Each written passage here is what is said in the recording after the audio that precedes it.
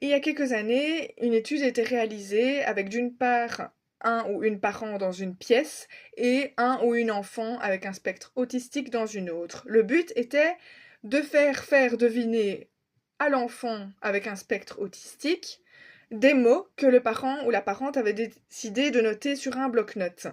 Et donc par télépathie, le but était de transmettre ces mots et il s'est avéré que l'enfant a réussi à noter sur sa tablette, son iPad ou un bloc-notes les mots que son ou sa parente ou les deux avaient fait deviner dans l'autre pièce.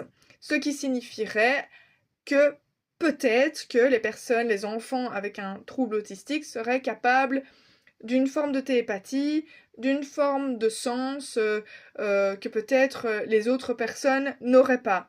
Alors, est-ce que c'est vraiment ça? Est-ce que c'est pas parce que on est passé d'un monde où on n'a pas d'autre choix que d'écouter notre environnement, la nature, notre instinct plus, à un environnement plus cloisonné de parce que beaucoup de buildings, surconsommation et j'en passe? J'ai pas toutes les réponses à ces questions.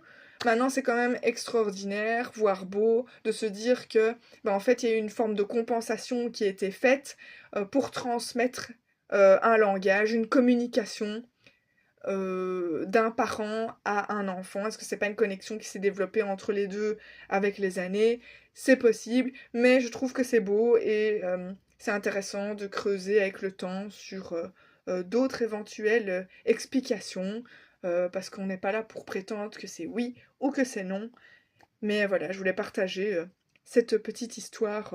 C'est pas une histoire, cette anecdote paranormale.